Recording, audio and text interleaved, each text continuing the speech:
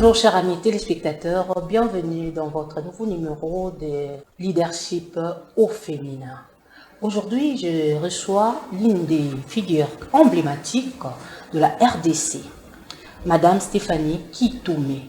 Je sais que c'est l'une de femmes que vous connaissez déjà, elle n'est pas inconnue dans les médias. Elle est communicatrice nationale du parti Ensemble pour la République. Elle est la fondatrice de l'association Femmes Excellentes pour une société idéale. Mais avant de commencer notre émission, nous allons remercier l'équipe technique qui nous accompagne. À la régie, nous avons Clovis qui est là. Et à la caméra, nous avons Merveille Yaveille. Madame Stéphane, bonjour. Bonjour Madame Da Silva, merci beaucoup pour l'invitation. Et si on vous laissait vous présenter vous-même? Bonjour très chers téléspectateurs, très chers compatriotes. Je suis Madame Stéphanie Kitoumé Mouamini, présidente de l'association Femmes Excellentes pour une société idéale. Je suis dans le mouvement des jeunes depuis l'âge de 8 ans. J'étais Kiro à Noirit, Elengue à Munda et autres. Jusqu'à ces jours. Ça, c'est l'église catholique? Oui, jusqu'à ces jours, nous continuons dans la jeunesse. C'est pour si citer, si pas, préparer déjà la relève parce que nous sommes déjà en train de quitter l'âge de la jeunesse. Je suis fondatrice de l'association Femmes Excellentes pour une société idéale qui a 14 ans d'existence. Je suis initiatrice du collectif des alliés et proches des Katumbi. Là, c'est déjà comme actrice du changement. Je suis au cadre dans le parti Ensemble pour la République où je suis communicatrice. Et dans ces cadres, c'est dans ces cadres-là que j'ai initié le collectif des alliés proches des Katumbi. C'est une plateforme qui regroupe tous les mouvements et associations qui sont prêts à soutenir la vision de notre chairman, Moïse Katumbi Tchapri, notre président national. Pour finir, je suis aussi dans l'agro-business, donc je suis dans l'entrepreneuriat. Merci. Ah, merci maman. Vous êtes une femme à plusieurs casquettes. Nous vous informons, chers téléspectateurs, que notre mission sera bilingue. On veut atteindre toutes les couches de la société. On veut que tout le monde puisse nous écouter. On a tellement à dire, nous les femmes de la République du Congo. Donc, on a beaucoup à dire. On va parler en français et en lingala. Notre numéro de téléphone sera affiché pour des personnes qui voudraient bien intervenir ou interagir avec nous, ou pour d'autres femmes leaders qui hésitent, qui souhaiteraient prendre la parole. Cette plateforme vous est dédiée. En tout cas, n'hésitez pas. Maman Stéphanie Kitoumé, pour revenir à vous, d'accord? Vous êtes une femme à plusieurs casquettes. Comment concilier la maison et toutes vos activités politiques? C'est ce qu'on appelle les défis à relever. Si on ne fait pas ainsi, ça veut dire qu'on ne va pas se retrouver dans sa place voulue. C'est-à-dire, on dit que la vitesse d'un animal dépend de la bête féroce qui la poursuit. Mais quelle est la bête féroce qui te poursuit? Il y a une bête féroce qui est en train de te poursuivre là. Effectivement, c'est quoi? Notre position. C'est parce que la femme doit se retrouver où se prennent les décisions. Elle ne doit pas se retrouver sur la table en train de servir de l'eau, mais elle doit s'asseoir sur la table où se prennent les décisions, car, dit-on, ce qui se fait sans nous est contre nous. Tout à fait, tout à fait. Et c'est la raison pour laquelle on doit se faire violence. On est dans l'entrepreneuriat parce que la femme dans la politique, une femme sans argent, elle n'a pas de poids. Parce que pour faire la politique, ça demande des moyens, qu'on les veuille ou pas. Ça demande suffisamment de pouvoir et de moyens. Mais pourquoi la femme excellente dans une société idéale? Est-ce que ça n'appelle pas à l'insoumission? Parce qu'aujourd'hui, mon bel alinga toujours, moi, ça a place. Moi, si, azalokwa liboso. Je pense que Nazolo Vapori. Tolobi, femme excellente pour, pas dans une société. Femme excellente pour la société idéale. Okay. Société idéale, moi si on est idéal, en tout cas maman, bolimbi sanga so na lobi femme excellente, eza moi si on est na ba bijou ebelete. Eza moi so alati ba bazin ebelete. Aza moi si oyo vraiment za na ba mbongo ebelete. Bien que l'argent fait partie, il y a moi si oyo za la idéal. Mais mingi une femme idéale tozo lubande moi si oyo za porteuse des valeurs républicaines. Oh, ça n'a pas valeur ajoutée. Valeur ajoutée. Beaucoup de valeurs à apporter dans notre société. Oui. Comme la RDC. La RDC, on a besoin de ces femmes-là. Est-ce que dans votre association, vous avez aussi trouvé ces genres de femmes? Déjà trouvé? Oui. Basiwana Bazali. Et d'ailleurs, Ebele Neba accompagné Kinga même dans la campagne électorale. J'avais oublié Nazaki pe candidate na Lukunga. Nazali ni candidate Oyo Asalaki. Oyo akotaki na mozindo ya ba milieu rural. Ya ba milieu rural allais-je dire. Na kotaki na mozindo ba village union ezo compter ezo faire partie na Lukunga, c'est-à-dire ba village à Mongafula, ba village ya nini ya Ngaliema, c'était d'abord na cadre ya ba activité na biso association. Et encore même la cadre et la campagne. Et batunion soit na basalaki biso vraiment confiance. Mais déception est qui ndé pendant que bango babande ko zela ba voter biso ba machine se retrouver qui na banda na ba chambre à coucher ya batu mususu. Ah, on a les que oui, mais c'était prouvé non la télévision ezaki eloko ko bombarder. Donc d'une part, d'abord processus électoral ezalaki vraiment malamuti. Ezalaki malamuti ngunde il faut to lobaka. Il faut to lobaka po baye bazozo ka ba décision ba meka ko bongisa. Parce que lelo bazolo banini, c'est vrai. Biso, moi comme en tant que politique na ensemble pour la République, nous prenons les changements par la révolution et non par la rébellion. Révolution, ça veut dire que nous voulons exiger que les choses puissent s'améliorer. Nous exigeons que makambo et que ne malamu na ndenge ni nazo expliquer.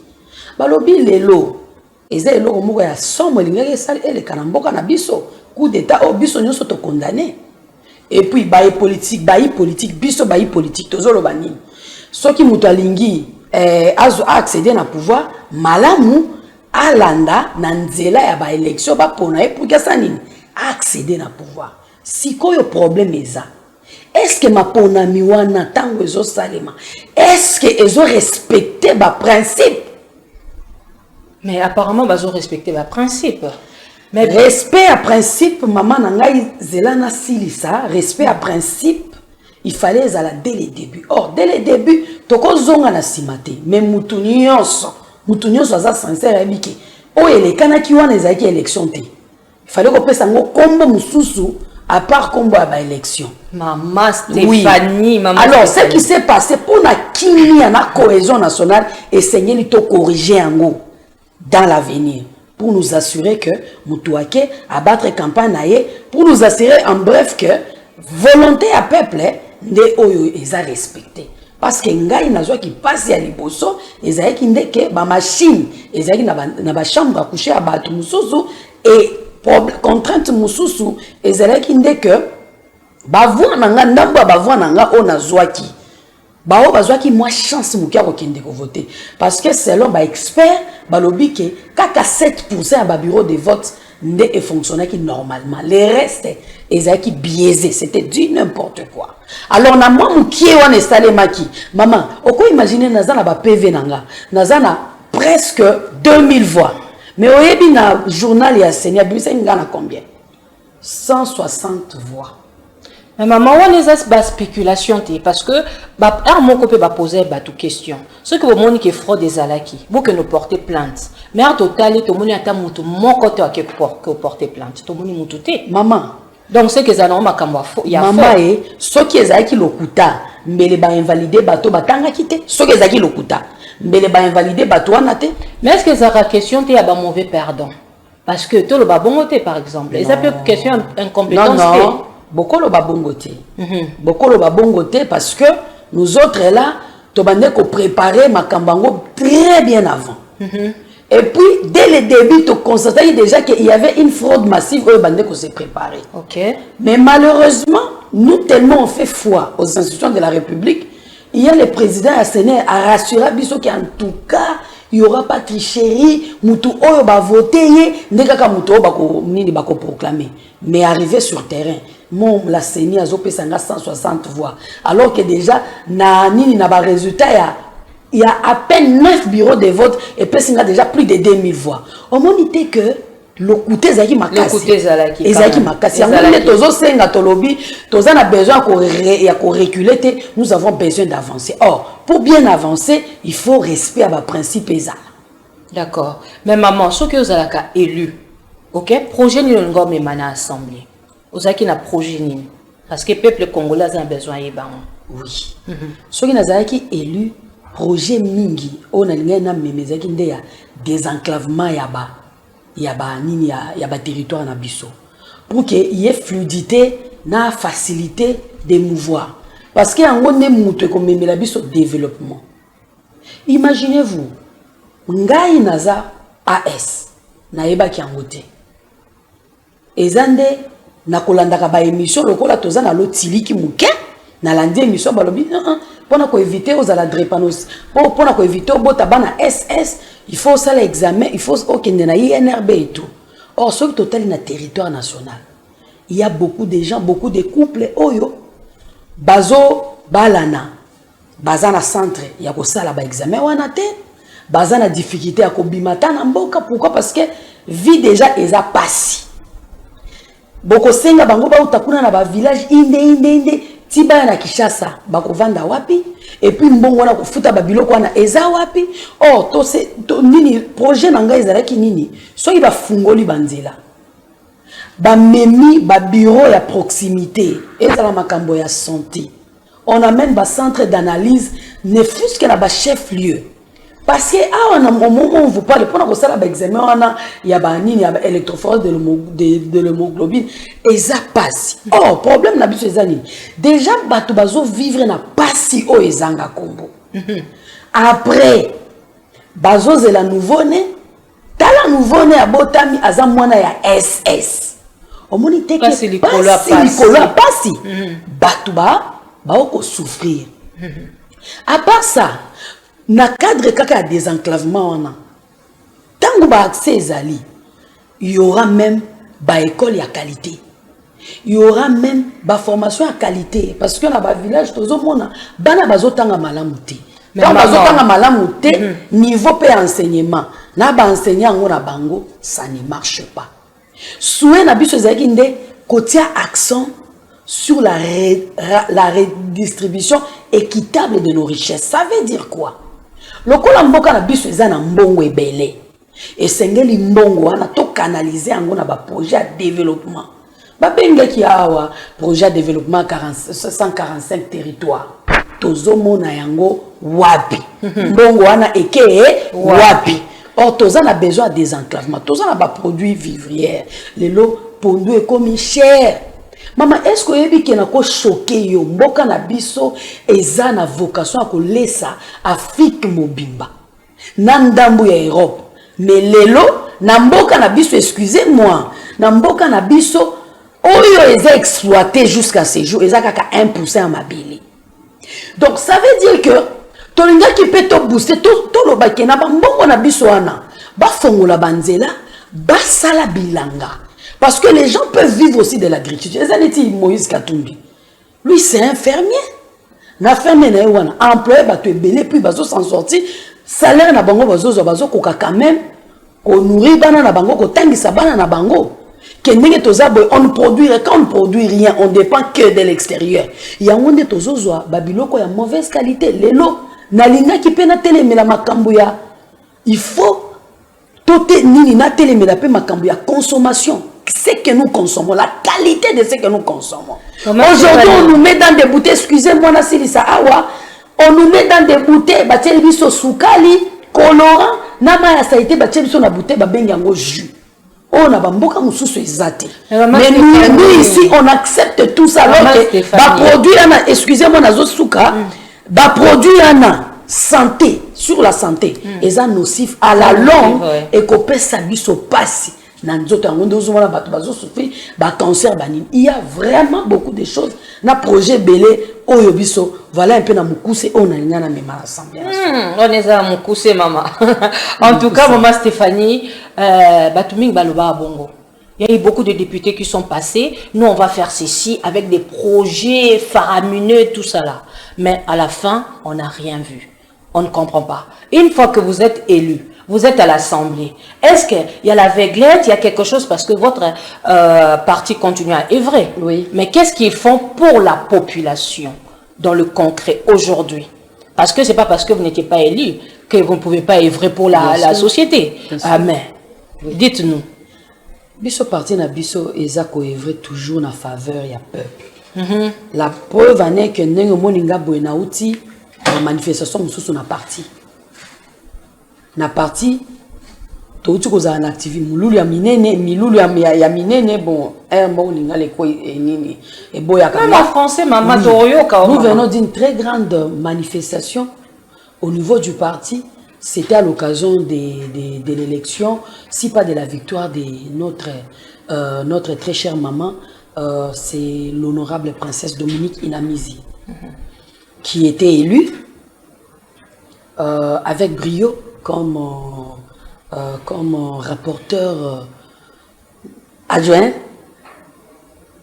au sein du bureau définitif de l'Assemblée nationale.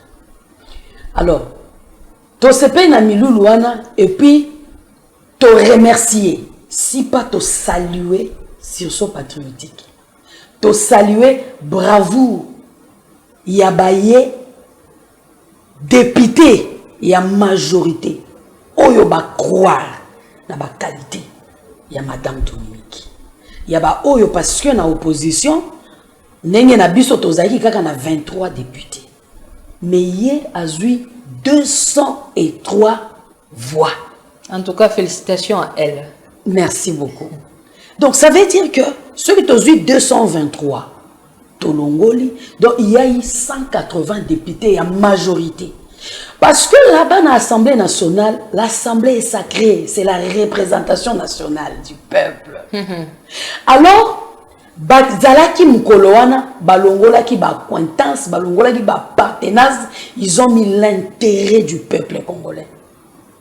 Il y a un intérêt du peuple. Non, intérêt du peuple. Pourquoi? Parce que notre pays s'appelle République démocratique du Congo. Okay. Donc, ils ont appliqué ce qu'on appelle la démocratie. La démocratie, c'est quoi? Comme on est en démocratie, ce n'est pas la dictature. C'est dans la dictature où à partir du moment qu'on est gérer l'institution. Tout à fait. Mais quand on est en démocratie, il y a aussi la voix de l'opposition qui doit être... Voilà. Bien sûr. Mais maman Stéphanie, mais il y a des gens quand même qui arrivent à réaliser leurs projets, ok, en demandant l'aide à l'étranger. Ou en s'appuyant sur les institutions habilitées, comme la banque, Moni, Bakendarape Kosenga. On a nini bino bolingi kaka ki ezala l'État de a soutenir ba projet wana. Projet nous a qui projet eza projet moko ya kitoko makasi. Pona nini okomemangote na ba institution étrangère autour na bango ou bien na ba banque olobaki nga pona pays na ngai. To mona ngo pe bato musu ba saela ngoti. Pona pays na ngai naza na souci que makambo et se développer, makambo et avancer. Aki osenga pe aide. Omoni pe aide payer, ba filmer pe ou aider pe population.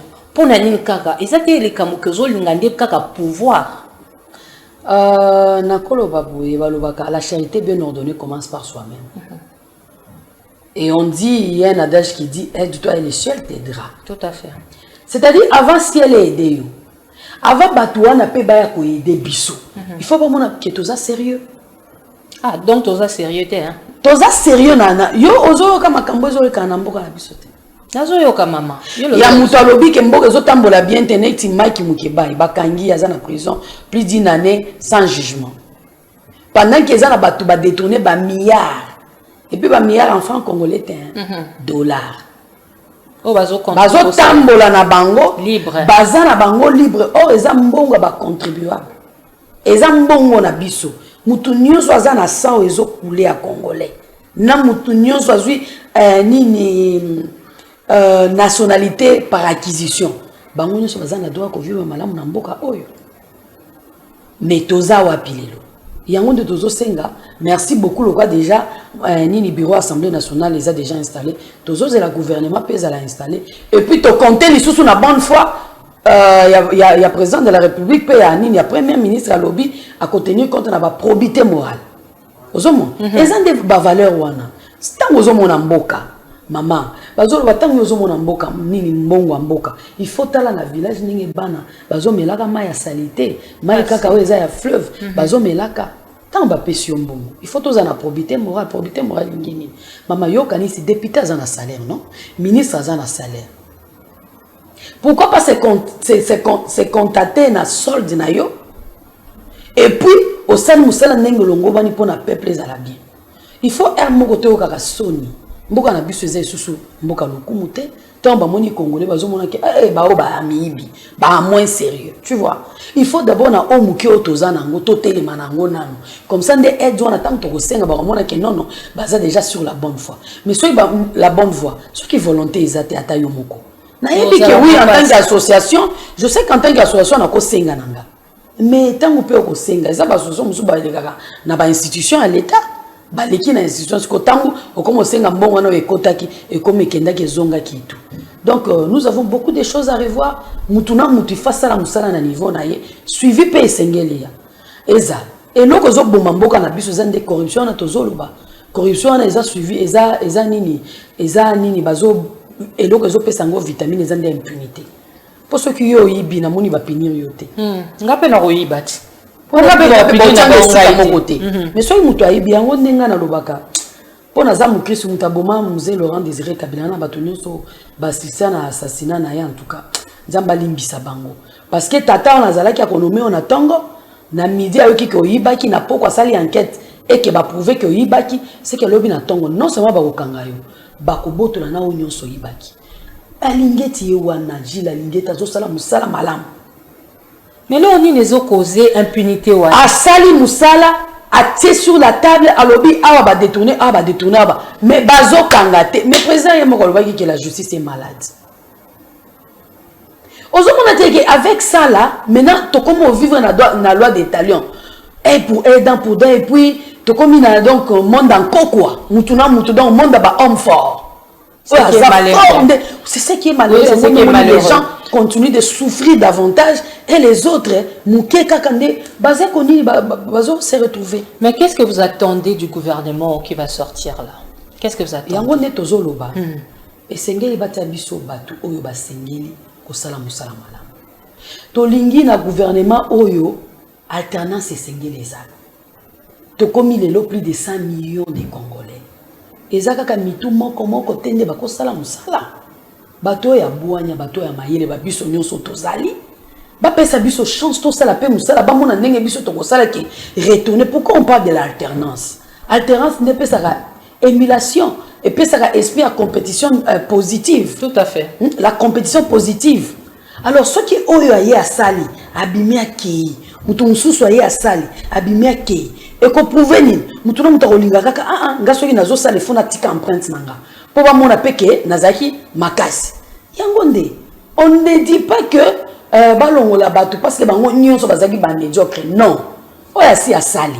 Aleki nzela boye mutu mususu pesa nini asali tozo mona bon pays na biso ezala ki mais au moins nous savons que c'est l'union qui fait la force et non pas kaka loboko moko kaka mutu moko to lembi bilembi akala bati la biso bilembi asika maman premier ministre tala makambu oyo ya batu oyo ya ba chef ya ba nini ya ba chef ya parti politique baza ko recommander kaka basi na bana na bango bazotika ka ba militant o bazo mériter to boyité ceux qui moi si na yo azaki capable là apporter pe batu ba moni que non elle a apporté oui et non pas moi si no azaki derrière télécommande bana no bazaki derrière nini ba boîte de nuit bazaki boena mais entre temps ozotika ba militant à parti ok qu'on recommandé ba oyo ba sale le côté on dit militer pour mériter ba oyo bazo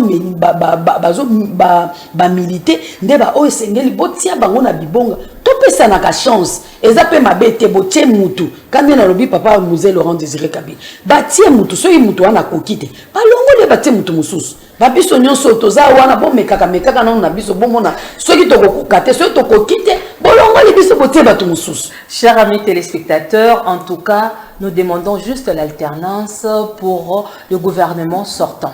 On souhaiterait qu'il y ait l'alternance. Alternance est l'homme qu'il faut à la place qu'il faut. Oui, oui. L'adéquation entre les emplois et les compétences. Justement. Tolingite o, azaki ande cointel, batieka po batia, peuple azo souffrir. Jusqu'à aujourd'hui, Makambo toujours, il y a électricité. Ezo bonga bienté. Mai, eza pasi, banzela. Ezo bonga te. Avi no eza nini pour la Makambo wana. Et en gros, nous avons besoin qu'on puisse nous mettre des hommes solutions. Pas des warriors Yamaloba. Mais parti na yo. Est-ce que ezo mona Makambo wana te? Mais effectivement, on est un projet qui toque au projet de soutien à Bisso Zaki qui toque au représentant qui ni avant campagne électorale. Projet na Bisso zo brosser biloko tout wana. Na bisi bomoni mboka na biso so ke bazui kaka batie kaka agriculture ba tomboli yango. Bazui banzela ba fungoli. Maman je vous dis to bande ko teka ba produits agricoles na biso na ba. Neti na Cameroun. Est-ce que vous pouvez vous imaginer eza na pays moko d'Afrique? Tango biso tozaka ba premier pays producteur ya nini ya mafuta mbila pays yango échappenga bayaki kaka kozwa juste ba noix de coco na biso wana bake nango ba noix palmiste wana bazui yango bake kolone pa na bango lelo bango ne bakomi ba premier pays producteur ya huile de palme biso totikali sima omoni teke eza malamu te kaka na nini na agriculture wana toko la paix agro-pastoral ya kitoko tolia miliko esengeli miliki belé za périmé ozozwa miliki bon moi je suis pas là pour faire la publicité ngai na ba miliki nyonso na monaka etikaka miliki moko ndeza ya solo o nyonso se dit n'importe quoi malheureusement mais entre temps ba kondina biso tellement baza focaliser na oiza ba intérêt nini privé na bango bazotala te nini ba population bazolia nini bazo produit nini alors que toza na mabele ba konzito lingi priorité mbala oyo ezala banzela ezala agriculture lotiliki na mai. Merci maman Stéphanie. Mais maman Stéphanie tozonga nanu na association na yo. Parce que to matato kita. Yo allez fondatrice et association. Association na yo zo sala nini pour na Congo. En tout cas depuis 14 ans toza d'abord na formation, information, sensibilisation. Sur d'abord les bonnes manières, sur les changements de mentalité. Parce que batou oyo bazo kinde ko représenter biso na ba niveau ya mboka, baza kaka ba population, baza puiser na ba population tozali. Parce que nous disons que éduquer une femme, c'est éduquer toute une nation. Tout à fait. Donc, tozo éduquer, tozo former, tozo sensibiliser batou. Na ba oyo eza non seulement ba droit na bango, mais aussi et surtout sur leur devoir patriotique. Vous comptez combien de femmes dans votre association? Oh maman, association na biso eza sur toute l'étendue du territoire national. OK. Soit qui baza mouké baza 10 000 femmes. 10 000 femmes. Soit qui eza mouké eza 10 000 femmes avec leurs dépendants. C'est-à-dire 10 000 familles. Mais normalement, ça devait aussi se faire ressentir dans le pays. Oui. Mais ça devait sentir quand même, le MERS, ça ne change pas vraiment. Le MERS ne change pas parce que Zaka Kaloboko Moroneko Boma. Nini, Nini, une seule main ne peut pas laver tout. Donc ça veut dire que tous en bas association Moussoussou et tout. Et nous, deux fois, ils ont moyen de nous Boma Kabiso. Tant on a il faut pas faire la bandila parce que même praticabilité à bandila. Subvention à l'État, depuis 14 ans, tout le monde a subvention mon côté à l'État. On les fait avec les moyens de bord. Et puis, avec l'avènement des organismes internationaux, et là qui sont qui bengisi bateau, bengisi bateau, on peut se bango transport, on peut se bango maï. Maintenant nous autres là, on n'a pas de subvention. Quand on veut former quelqu'un, imaginez-vous Moutou Mobimba pour la formation na Moko, a exigé au foutail. Vous formez sur bango d'abord sur banini ba formation professionnelle. Parce que tu as lutté contre nini contre la pauvreté. Et à côté de la pauvreté, tu as lutté aussi contre le chômage. Ce que tu as moi Moussala Maboko. Et quoi qui paye à cause de l'agriculture, élevage, formation. Oui, dans les concrets, oui. Bon. Par exemple, dans l'élevage, tu as dit que non, tu as l'élevage. Je pense que je vous avais envoyé ma image à ma formation tout oui, tu peux faire passer ma image à l'agneau parce qu'il faut battre mona ni association et salaka. Oui. To salaka formation à l'élevage pour nous permettre de produire de mieux à mieux. Tout ça la formation à cultivateur. Cultivateur P. Tout ça la formation pour na bango. À part cultivateur, tout ça la formation à couper couture. Esthétique. Donc tout ce qui est métier pour nous permettre batou ba nini ba mekanako ko yeko la musala pour permettre bango ba mise en charge tant soit peu parce que tu as vu que ba condition vraiment ils a pas si mais ça ne veut pas dire que le coup la condition na mboka ils a pas sindé il faut kanga maboko au croiser maboko les os la kaka netaya wana ndé za mabe wana ndé qualité il y a mauvais citoyen. Un bon citoyen aza mutu oyo azobunda quel que soit ndenge ezotambola te nde kaka na ba formation na nde pe tozosensibiliser ka bato tolobi même si mboka ezotambola malamu te vous n'avez pas le droit ya kosala rébellion contre mboka na bino moko parce que tango ozolinga kosala rébellion bato bazokufa eza bandeko na yo moko moko. Tout à fait. Comment olingi kosauver ozoboma eza na sens mon côté nyonso eza sensibilisation pour na makambo ya sécurité, sensibilisation pour na makambo ya santé, la santé de la reproduction, la jeune fille et tout. Toujours sensibiliser. Prochainement, nous allons nous rendre prochainement dans votre association pour filmer et discuter avec certaines femmes qui sont là-bas parce que nous voulons la preuve à l'appui. Aujourd'hui, au niveau de la RDC, il y a beaucoup de gens qui parlent. Nous, on a fait ceci, on a fait cela, mais quand on vérifie, souvent, c'est pas ça. Mais je sais que c'est pas le cas des mamans Stéphanie parce qu'Atindela Inga Babilili, Natalaki, mais Torokita sur place, Potoyeba. Mais maintenant, il y a une question sur la guerre qui se passe à l'Est. Maman, Tolingi, quelques mots pour ça. Hein? Qu'est-ce que vous en pensez? Quelques mots pour ça, Balobaka. Kosala eloko sans conviction, et zaneti donc. Kosala eloko mon côté, même Madame Dominique, l'honorable princesse Dominique, a envie de faire quelque chose. Quand on n'a pas la conviction, c'est-à-dire on n'est pas appelé à faire des bonnes choses. Notre président national est parti, Moïse Katumbi, parmi les solutions pour la guerre ici, là, et Sengeli, de traiter bien les militaires. Les militaires, ils bien traité. Bien traité. Est-ce qu'ils ont des cambos bomba? Ils ont des cambos bomba. La personne exemple. Ngai na limina bimananda kuna yebisi mwana ngai ndenge ozokende na classe kolia eloko moninga te. Soit ndenge botika il faut pas aller manger chez les voisins. Mais entre-temps, na pesi eloko kolia te. Et puis, il n'y a pas voisin. Ok, il n'y a pas voisin. Donc, tu as deux choses qui sont urgentes. Il y a les bossos et les gens qui traiter les militaires. Tu as le bango en long et en large. C'est-à-dire formation,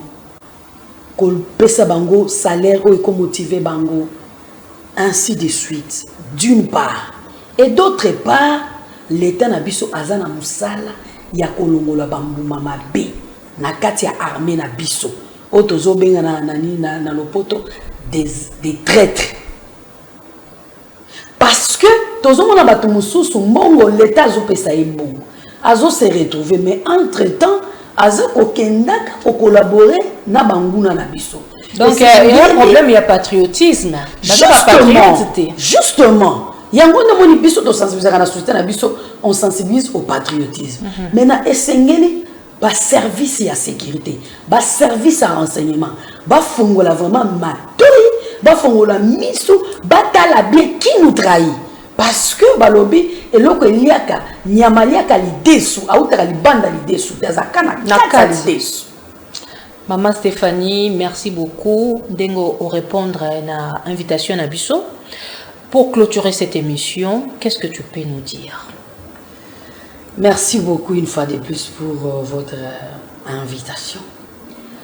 Ce que je peux dire, c'est que nous n'avons qu'un seul pays. Nous n'allons qu'un seul patrimoine national nous légué par nos aïeux. Il y a les gens qui ont sacrifié leur vie pour la liberté, pour l'indépendance de ces pays. Alors, essayons, tant soit peu, essayons davantage d'honorer leur mémoire. D'honorer leur mémoire en étant de bons citoyens. D'honorer leur mémoire en faisant du bien pour le développement de notre pays. Chacun en ce qui le concerne. Nous demandons aux autorités de veiller sur les principes, sur le respect des lois établies du pays et de punir tous ceux qui ne respectent pas ces lois pour que ces pays puissent marcher. Parce que sans principe, rien ne peut marcher dans notre pays. Nous souffrons. Quand on dit nous souffrons, nous souffrons. Nous vivrons dans des conditions ultra inhumaines. Nous avons besoin des bons citoyens à la tête des institutions pour nous permettre de respirer et de mieux vivre dans notre pays. Nous ne voulons pas du tribalisme, nous ne voulons pas de l'égoïsme, nous ne voulons pas des antivaleurs, mais nous voulons les valeurs républicaines, qui sont l'unité, qui sont le patriotisme acharné, le nationalisme. Bref, l'amour du pays, c'est ce qui va motiver les actions de chacun d'entre nous.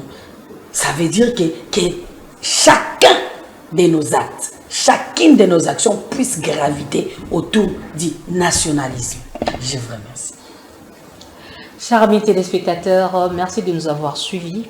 Nous avons reçu aujourd'hui Madame Stéphanie Kitoumé, avec qui on a discuté sur son association. C'est une femme politique, vous avez remarqué, et elle n'a pas la langue dans sa poche.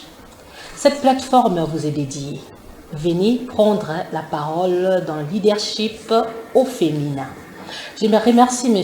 Peter Tiani, notre directeur, pour la confiance. Je remercie M. Patrick Manzanza et je lui souhaite un bon week-end et nous suivre de quelque part, Papa Social. Merci, chers téléspectateurs. À très bientôt.